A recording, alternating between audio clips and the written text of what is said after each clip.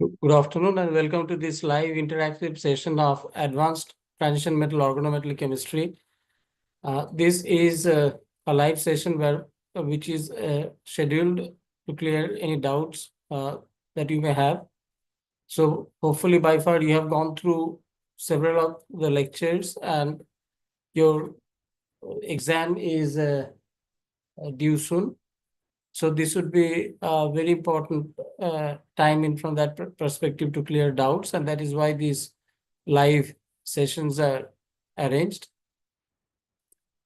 I request you to send in your questions or queries through the chat box, and we will answer them in the order in which we have received.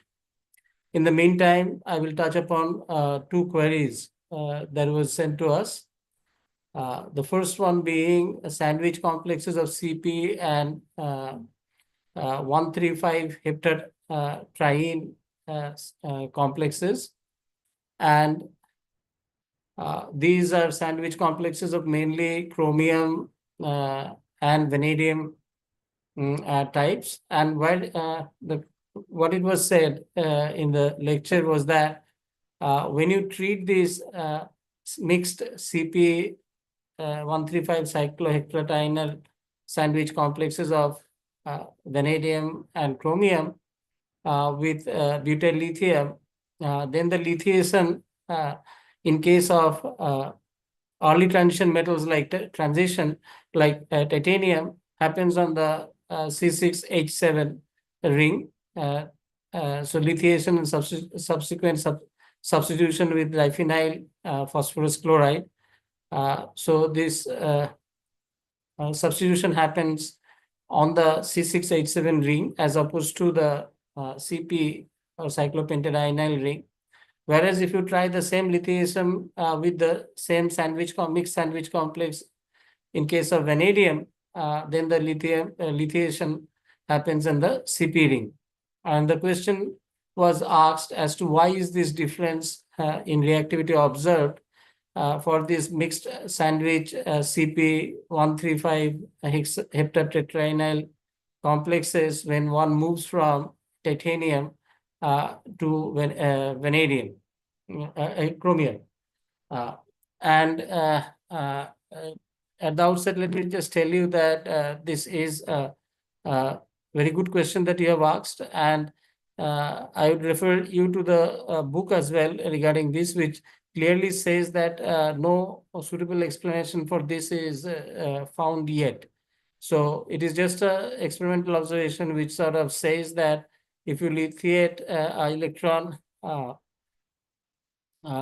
mixed sandwich CP cyclohex 135 cycloheptatrienal titanium complex, then lithiation happens on the cycloheptatrienal ligand. Now, there was another reaction which was given in the titanium lithiation context. What it says is that if you carry out this lithiation in presence of TMEDA, then the carbon ion generated is more potent, and as a result, you see lithiation both on the CP ring as well as on the cyclopentadienyl, cycloheptatrienal ring in case of the titanium complex. So the selectivity which was observed in case of the titanium complex with simple n-butyl lithiation is lost when you use the same lithiation for the same complex, but in presence of TMEDA. And it is explicitly mentioned in the book that no explanation as to why this selectivity in lithiation was seen for titanium as opposed to chromium, which is more electron rich than that of the titanium, is known as of now yet. So this is an experimental observation which people have found through experiments. So that was the first question. Now there was another question which was on NO, and particularly the question was about finding the oxygen state of nickel in CP nickel NO complex. Now, as you all know, that NO can be of two types, in which like it can bind to metal through in two ways. One, it can bind to metal in a bent geometry, in which NO acts as a single one electron donor. So it is comparable to any X type of ligand like chlorine, hydrogen, fluoride, bromide, iodide that you are familiar with. So when NO acts as a one electron donor, then the geometry appears to be bent. And when NO can also act as a three electron donor, in which the NO can bind through the single electron, as well as it can donate its nitrogen lone pair to the metal. And in that case, a linear geometry is observed. So when NO is bound to metal in a linear geometry, then it acts as a three electron donor to the metal, and in that case it behaves as an LX type of ligand. L being for two electron donor and X being for the single electron that it donates. Overall, LX becomes a three electron donor. Now, in the complex which was referred to was CP nickel NO, and it was mentioned that the NO, and it was mentioned correctly that the NO was in a linear geometry, which meant that the NO was bound as a three electron donor, CP being five electron donor, so overall eight, and nickel has 10 electrons. So it's a 18 electron system. Now, as far as the oxygen state is concerned, the CP gives L to X. So there is only X1 primary valency being filled by CP, and NO being three electron donor behave as a LX type of ligand, where the second X comes from the NO. So since overall it becomes L3X2, or if you consider the CP as well as NO together, 5 plus 3 electron together, it becomes L3X2. L3 means 6 and X2 means 2, 8 electrons. So in that case, the oxygen state of nickel turns out to be a plus 2. And that is what it is. So these are the two doubt clearing questions which was sent to us prior to the meeting, and which I've gone through it right now. And if and there was another third query as to what would be the pattern of question.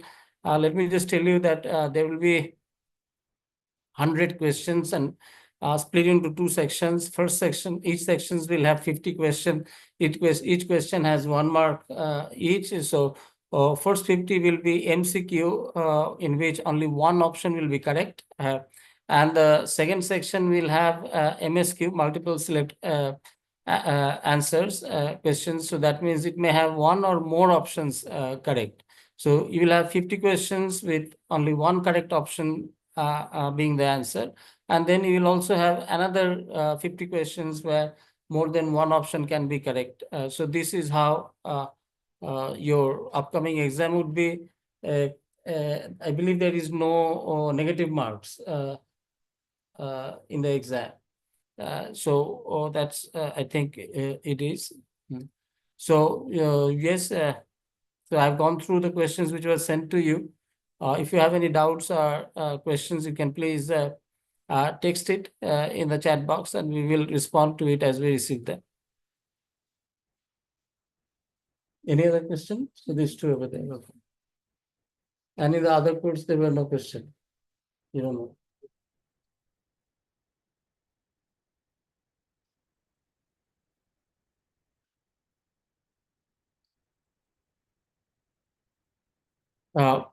See, this I just went through. Now, if you, we just discussed this.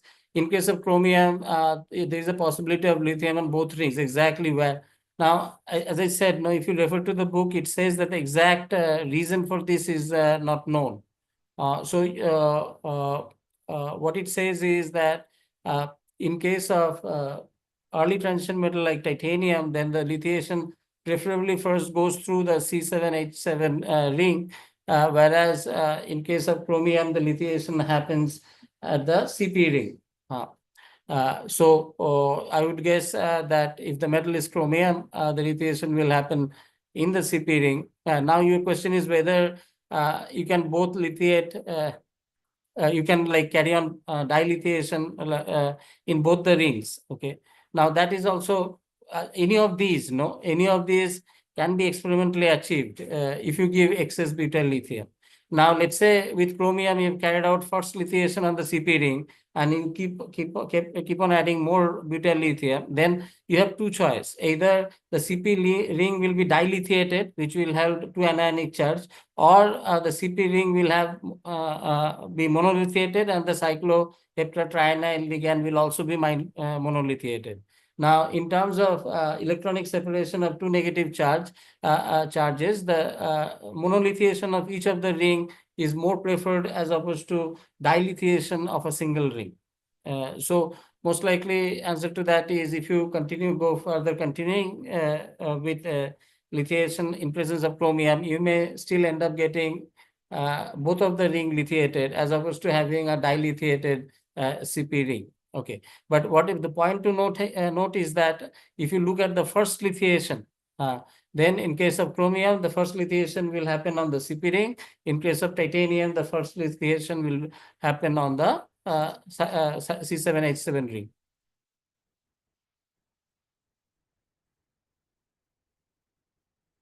So subsequent lithiations, depends on how forcing conditions you are using. So at some forcing condition, obviously you'll be able to do dilithiation.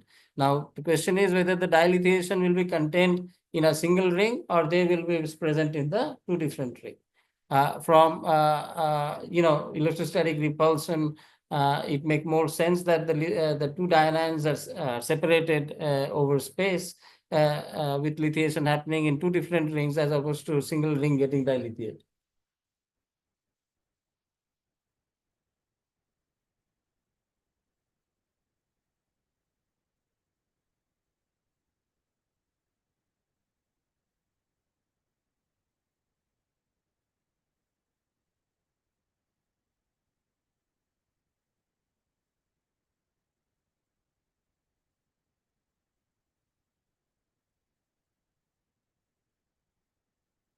If you have further queries, please send us your or text in your questions.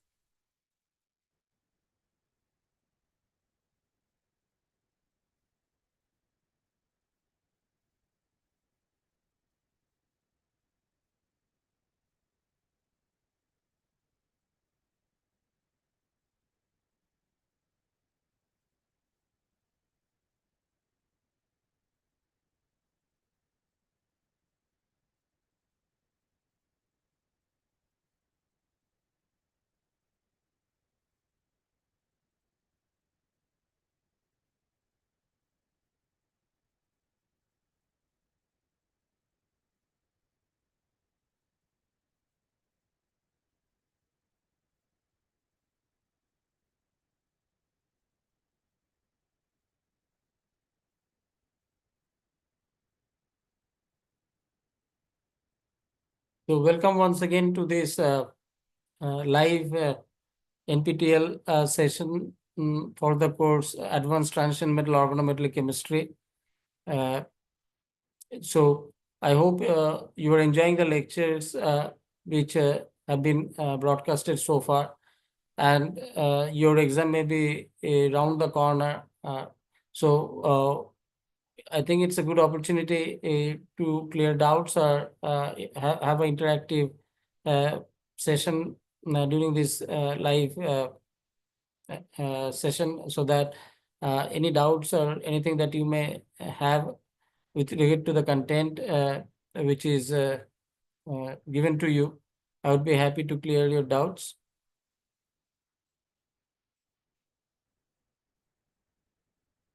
So we had received 3 queries which we just answered in this live session. If you have more queries, you can ask them.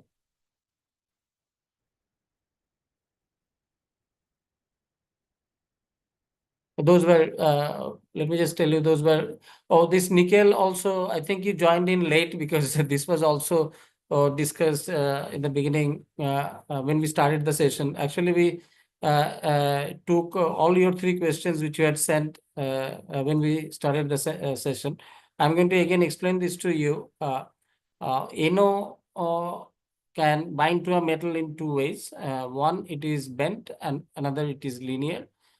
When NO is bent, when it is bound to metal, in that case, NO acts as a one electron donor.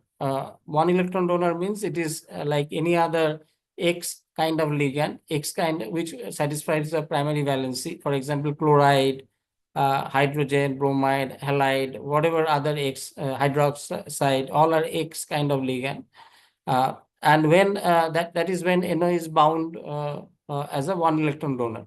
Again, in a neutral way of counting, electron count. Now, when it binds to a metal in a linear fashion, then it becomes a three electron donor. So its initial one electron by which it was donating, as well as the nitrogen lone pair, it donates to the metal. So overall, it donates in a neutral counting method 3 electrons, and it is termed as LX kind of ligand, where L represents the 2 electron it donates, and X represents the 1 electron it donates. Overall, it becomes a 3 electron donor. Now, when NO becomes a 3 electron donor, in the complex that you had mentioned, Cp is a 5 electron, so 5 plus 3, 8. And nickel in a neutral count is 10. So it is a 18 electron complex. Now, if you look at the oxidation state, you'll have to see what are the primary valencies the nickel is satisfying. So nickel is bound to Cp, which is a 5 electron donor, and it is a L2X kind of ligand. And so it is satisfying one of the X valency of Cp.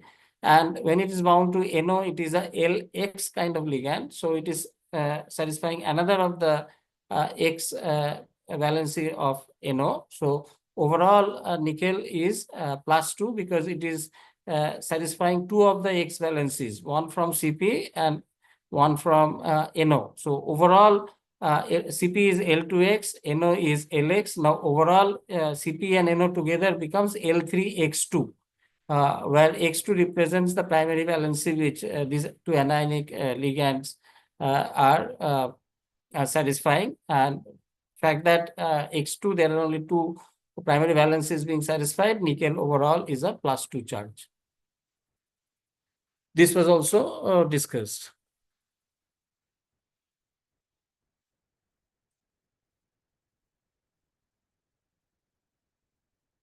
Okay, now I can see where the students usually confuse things when they adapt or mix both the ways of electron counting. One is ionic, another is neutral method. Usually, I find it useful if student just hold on to the neutral method and count the electrons for the ligand. That way. And if you use the anionic, let's say the way you're using Cp as -1, then you should use nickel as not 10 electron, as 8 electron. Like that you'll have to do. So for some reason, the electron counting which you are doing the way you have shown the breakup, that doesn't seem correct. So you'll have to, as I said, that in a neutral way, NO is a 3 electron donor, LX, and Cp is a 5 electron, not 6 electron donor. So 5 plus 3, 8, and nickel is 10. And then you see how many primary valencies nickel is satisfying. So overall, for 8 electron, it becomes L3X2. So nickel is +2.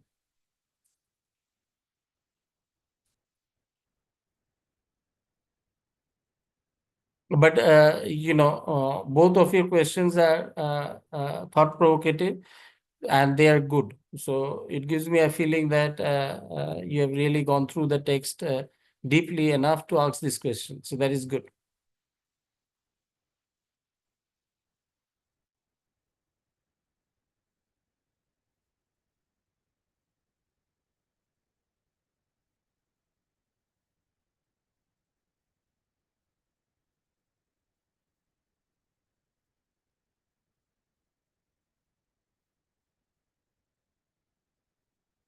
So welcome once again to this live interactive session of Advanced Transition Metal Organometallic Chemistry. So in this session, we clear doubts which the students have, and we do so by looking at the questions they send us in a chat box, and we uh, answer them in which we receive them.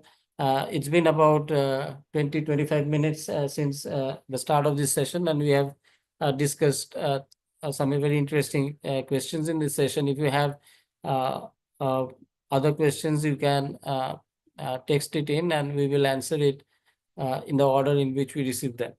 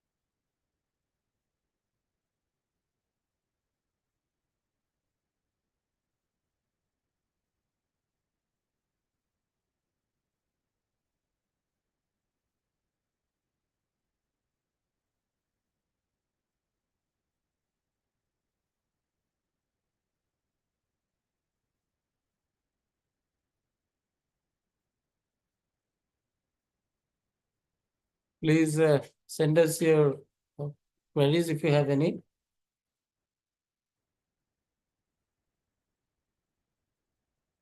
Oh, the question, this was also discussed. I think you were not there in the first part when at the start of the session. There will be like 100 questions, each 1 mark each, and divided into 2 sections. First section will have 50 questions, and second section will also have 50 questions, each all 1 mark each.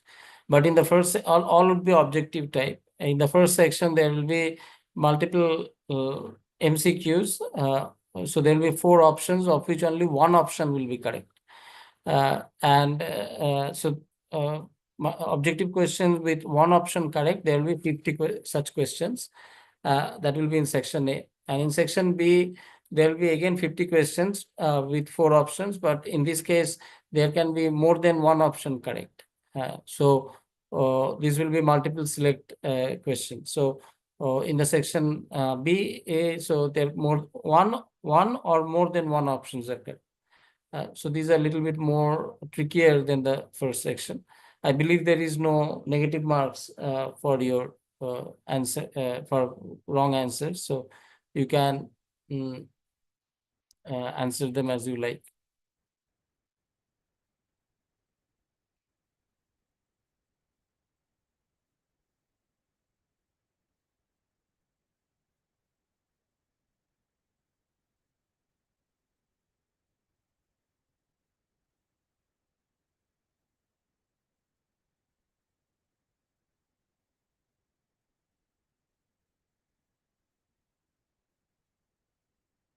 Yeah, question will be similar to the one that you have done in the assignment.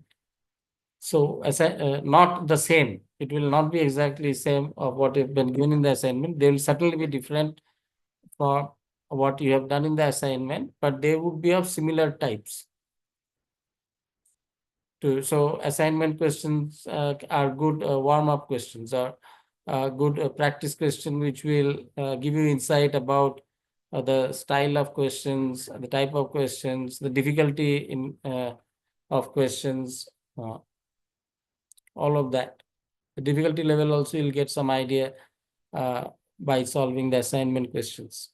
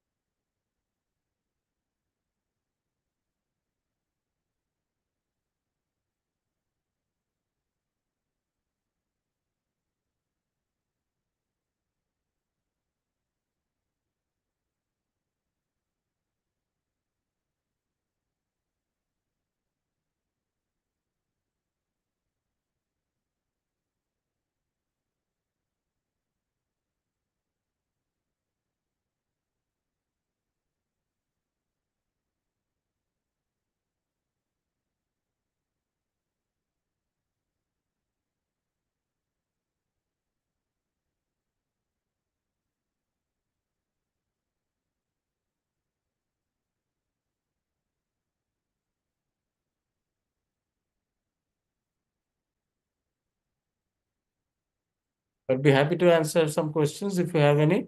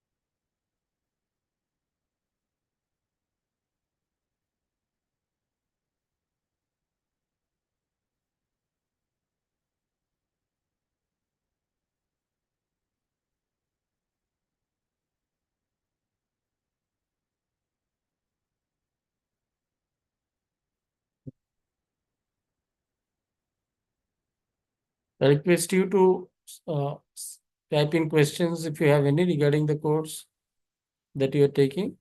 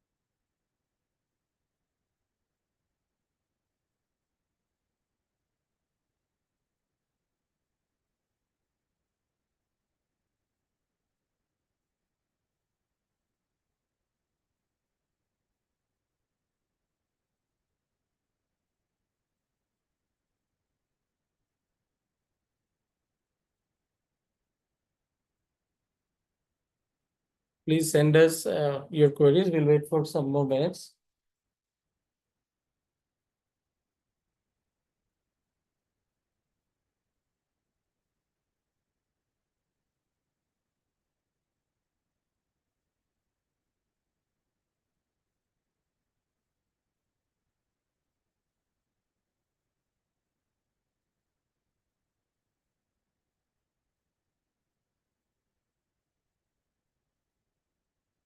I think we'll just tell them it's not there. So please send us your question. If there is no further question, will close in a couple of minutes. So,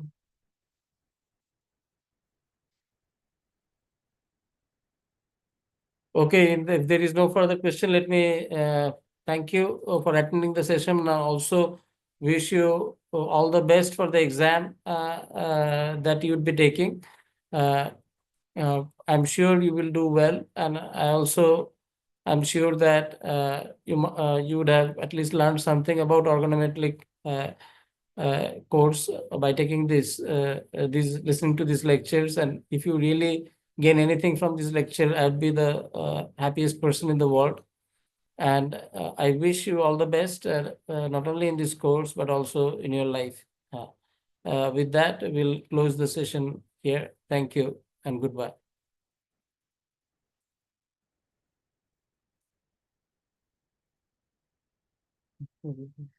अब दूसरा 5 बजे तो यहाँ पे, हाँ, तो यहाँ पे मैं बैठे रहूँगा।